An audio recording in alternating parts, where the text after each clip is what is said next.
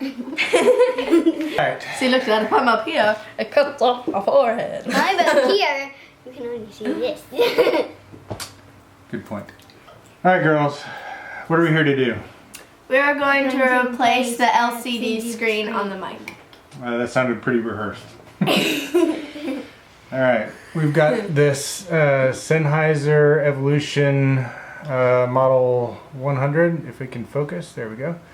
You can see the LCD screen is busted. So, what do we have here? The LCD screen. A new one from Full Compass. You can get that from Sennheiser. It was about $25 or so, and with shipping it was $30, $35, something like that. So, found a teardown video from EEV blog that was really helpful, and used that as part of how to pull this apart, but I couldn't find anything on how to actually replace the screen, so I did a little bit of it myself, and this is to show you how to replace it if you're having a similar problem. So let's get started. By the way, this is Grace and Hi. Lucy, Hi. my lovely assistants.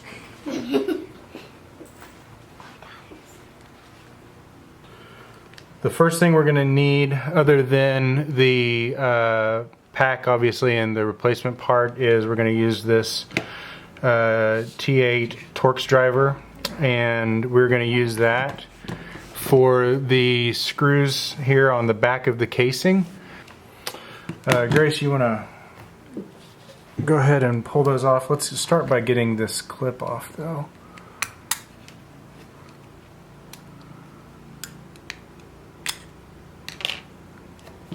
Okay, you can go ahead and remove those screws. Lefty Lucy. Okay.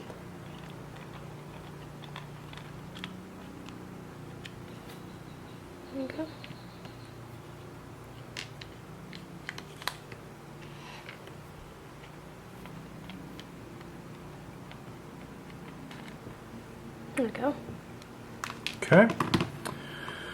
So now, what we can go ahead and do, Lucy, why don't you help me here? What you can do is you just basically separate those two parts of the case. Just pull that back. There you go. And you can see that this is engineered really, really well. They've got it set up on a hinge here to make it really easy to get in here and do what you need to do. Okay. So Lucy, I'm going to let you take this, and now why don't you remove that? Were you still using the T8 size, I believe, for that screw there? There you go. Yep, doing great. There you go.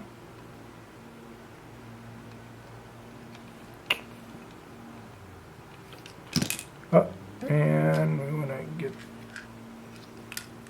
that back out. And so now what we're going to do is swap out this T8 for a T6, and you can take that and go ahead and do these other two. This one,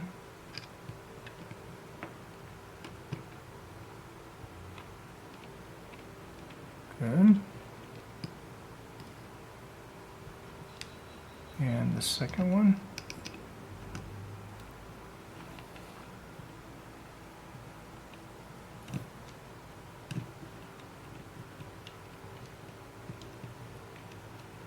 Okay.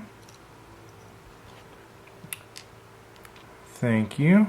So, having removed this board will give us access to the underside of this circuit board, which we're going to need here in just a little bit. This is how we will release. Here you can see there are some plastic tabs that poke through the circuit board, and that's what we're going to release how we're going to release the LCD screen. Okay, so now that we have the this board released here, what you can do is you can kind of use this tab and pry that loose from the casing here, and on this side too. And then what that will do is allow you to kind of work this free from the front of the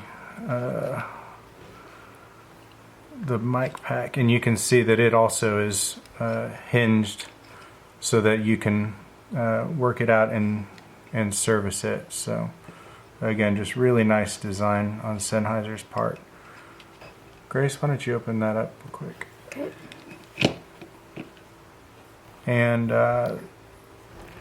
so now we're just gonna break this loose.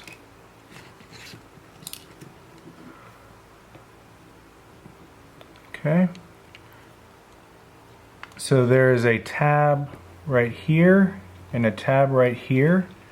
And I'm just going to use this to press those down. And then over here on this side are the other two plastic tabs. And I'm just going to gently kind of try to push those through. And so having done that, you can see that now the display is loose here. And the ribbon cable is just here, kind of fed under the connector there. So now we're going to break that loose. One thing that you have to be kind of careful of when you open this up is all of these buttons that go on the front here to control all of the functions. When you open up the case, they become just loose and will probably fall out, so just keep track of them. And these are the points that they contact on the circuit board, so when we go back to assemble this, we'll just have to make sure that they get put in the correct place. So we've got this opened up, and here's the display screen, and I've been kind of playing around with it. It's hard to tell. Sometimes these little connectors here will kind of flip up and allow you to insert a ribbon cable and then close down on it again. It doesn't seem to be wanting to do that, and I'm worried about breaking something. So I think what I'm going to try to do is just use this to gently push the cable out of the connector like this. That may not be the way that it's intended, but it seems to be working okay. And like I said, breaking that little cover off would be really bad. You can see this cable here has been bent to go down into the connector, and so I'm going to try to form this new ribbon cable in a similar way here, this being real gentle, because this will go down into the connector like that, and this will allow us to put it in and then use the cable to kind of gently pull it into place.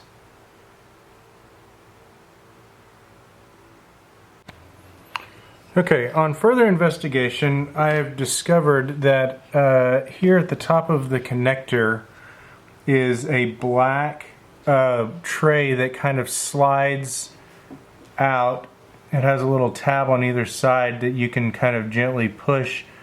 That looks like what it's intended to do is to kind of slide out, receive the ribbon cable, and then slide back in and kind of compress it into place.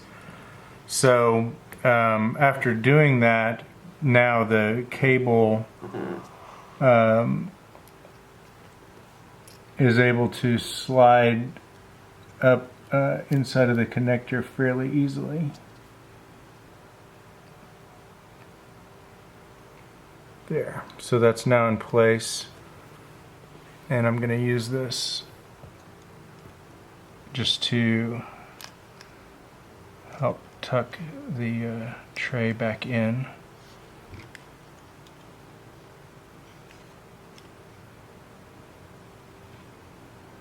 And that is back in place. And so now I'm going to remove this protective cover, and we're not going to reverse the process that we use to disassemble this. So we'll begin by turning this over and getting the plastic tabs pressed into place.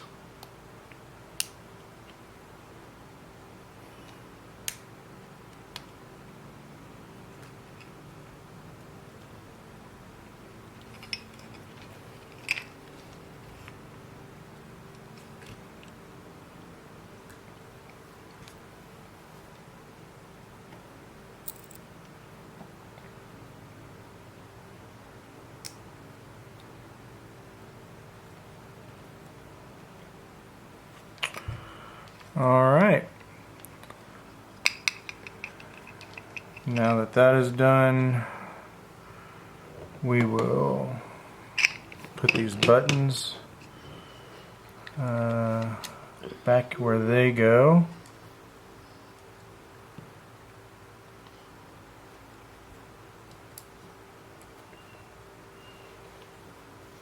And hold that face down while we put the case back in. Okay, so now we're ready to put this all back together. I've got the antenna seated back into the case, and we'll begin with the two little screws. One goes here.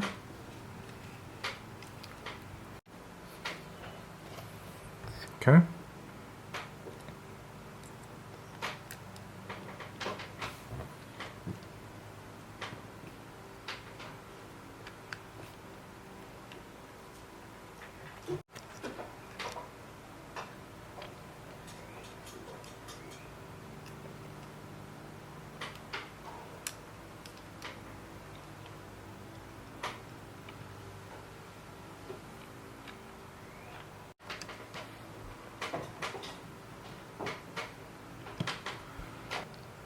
Okay, we're switching out to the larger size, the T8, and use that for the rest of the assembly. Okay, good job.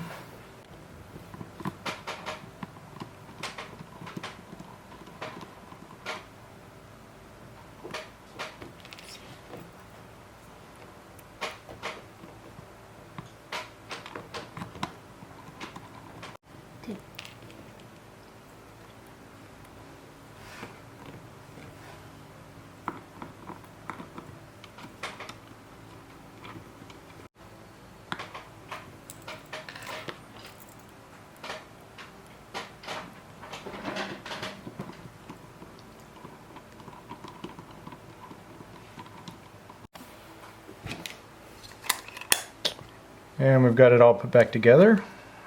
So let's battery up.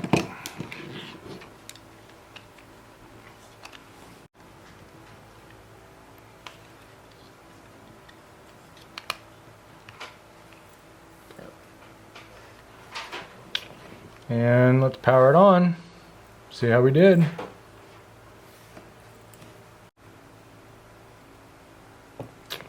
And looks pretty good. So, success. Good job, girls. Thank you.